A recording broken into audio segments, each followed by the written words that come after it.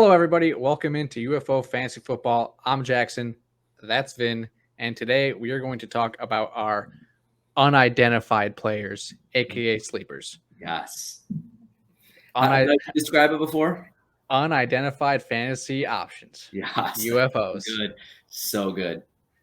So let's get right into it. We'll start with quarterbacks. We each got one. Vin, how about you start off? Yeah, my unidentified guy here is going to be Trey Lance.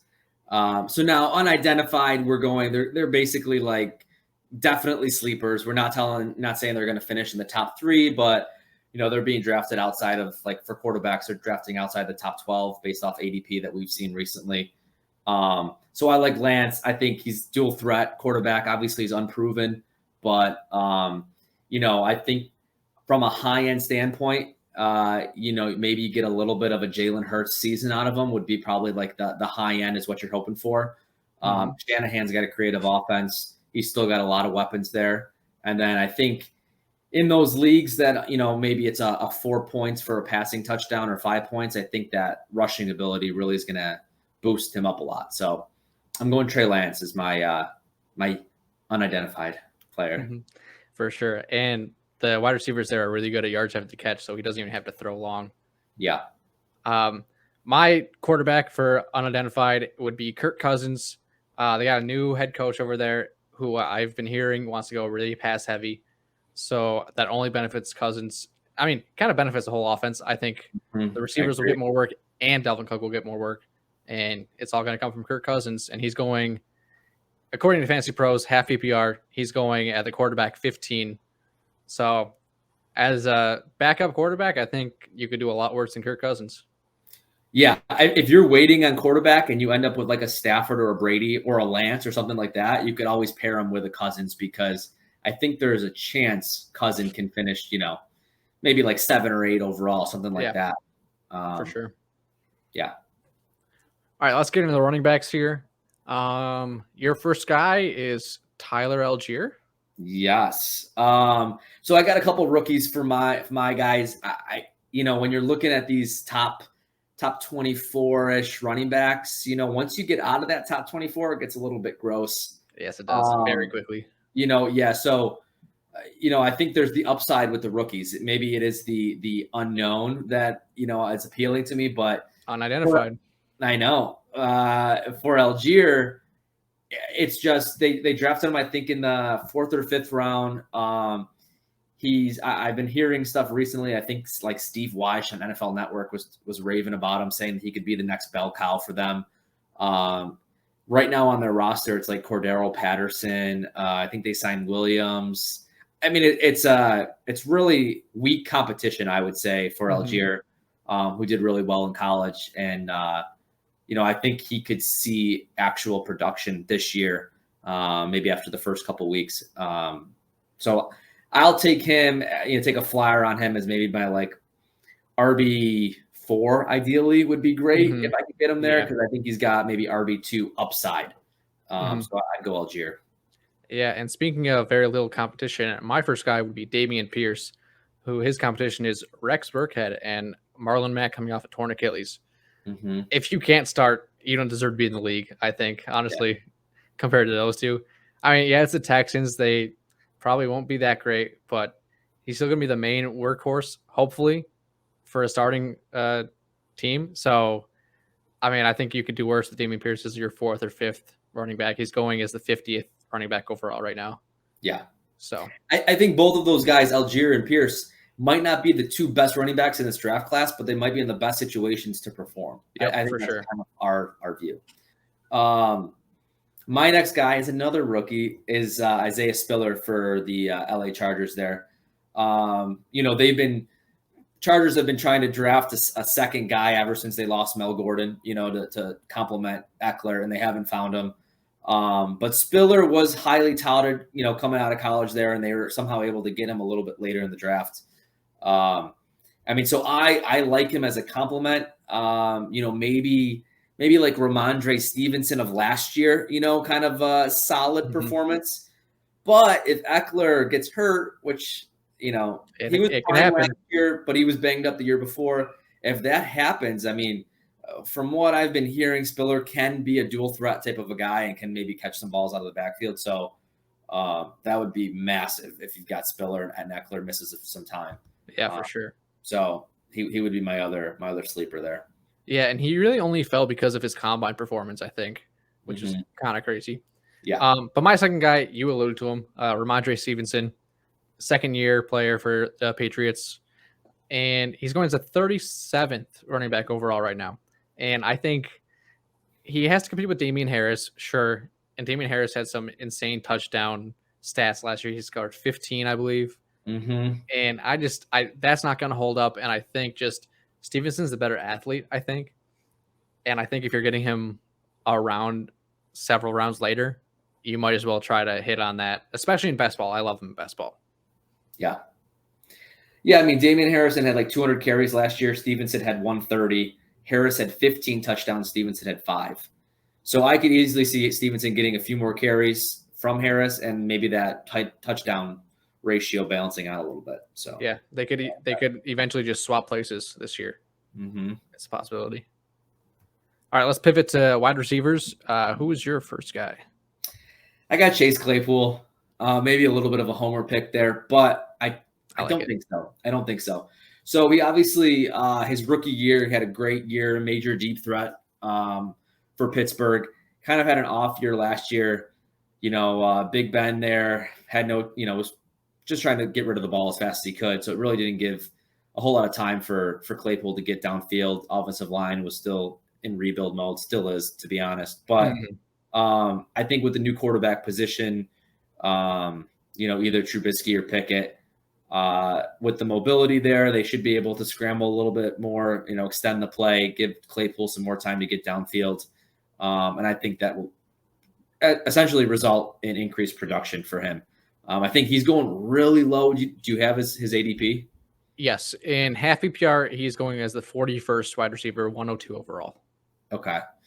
In a lot of the best ball drafts that I've done so far, he's just always sitting there for me, like in the 10th round as like my wide receiver 4 or 5. And I just think there's so much upside there if he can reclaim what he did a couple years ago there, and maybe plus a little bit with some additional experience and kind of learning from what he did last year. So I'm going Claypool as one of my unidentified or maybe forgotten players. Yeah. My research. That's a good way to put it. Yeah. Yeah, I'm definitely been rising on him as of late as well. My first guy is going to be Alan Lazard. He's going as the 47th wide receiver overall. 115 overall. And he's just like, that's insane. Aaron Rodgers' number one option is going as the 47th receiver. I mean, maybe he's not the number one. Maybe it's going to be Christian Watson. I doubt it. Not going to be Randall Cobb. I think it's got to be Lazard. And it's just like, you're getting him so late in the draft. Why wouldn't you take him? Like, what if he becomes Devontae Adams? And you're getting him in at the 115 overall. Right. I mean the Packers have 244 vacated targets from the wide receiver position, losing MVS and Devontae Adams, obviously, and not really signing anybody. I mean, nobody. Sammy Watkins, who was abducted by aliens, I believe, right? Right. Christian Watson could be good. I kind of like Christian Watson, but I mean, Lazard is familiar with Rodgers. Rodgers usually takes time to build rapport with the rookies. So he always, I think he's already commented that he expects Lazard to step up. Yep. I mean, in my projection, I have Lazard easily getting 10 touchdowns this year. Just like, who else is going to get it? Yeah. The Packers are still going to be good and someone's going to score. Yeah. Yep. All right. Who's your next receiver here? I've got Treylon Burks, rookie for the Titans. So for a while there, I kind of was higher on London. I updated my projections here, looking at kind of the situation that he's got in Tennessee, and I think he's going to benefit from, again, just the amount of vacated targets that are there. The Titans lead the league in vacated targets with 351 from last year. So there's like nobody left on their team from a receiving standpoint. So I mean, they've got Burks, who essentially they traded A.J. Brown away and then drafted Burks, right around that same time. So I think he could easily step into their number one role. They've got Robert Woods. So maybe it'll be a little bit of I'm expecting kind of a balanced attack from both of those guys. Maybe 110, 120 targets apiece. But even with that said, that's just a lot of opportunity for him to perform. And he was somewhat of a deeper threat in college. He was averaging, I think, 16 yards per catch, which is a lot. So if he can duplicate that, I got him for about 70 receptions for like 1,100 yards for this year, which if he can reach that, and I'm getting him as late as, he's going, I like that. Yeah, it's not like he has the hardest division either. Right. Texans and Jags each twice, so sign me up. Yeah, for sure. My second guy, it's gonna be Russell Gage for the Bucks. Going 42nd wide receiver off the board. I just feel like he's gonna get so much work, at least in the first portion of the season. There's no more Antonio Brown, no more Gronk. Godwin is injured. He probably will miss at least a couple weeks. That's not a guarantee, but I think it would be smarter for them to play it safe and not start him. Right. So it's going to be Mike Evans and Russell Gage from Tom Brady. And I mean, if you look at the numbers last year, Godwin and Brown, they kind of excelled pretty well. Oh, I mean, it's insane. I mean, Brown was averaging like 17 points a game while he played. I mean, he was supporting a lot of fantasy receivers here. Yeah, and Russell Gage is not Antonio Brown, but with all the vacated targets, he might get close. Yeah. Honestly. Yeah. All right, then who's your last receiver? I've got Allen Robinson here. What's his ADP? Do you have it offhand? He's not going that low. He's the 28th wide receiver off the board, 69th overall.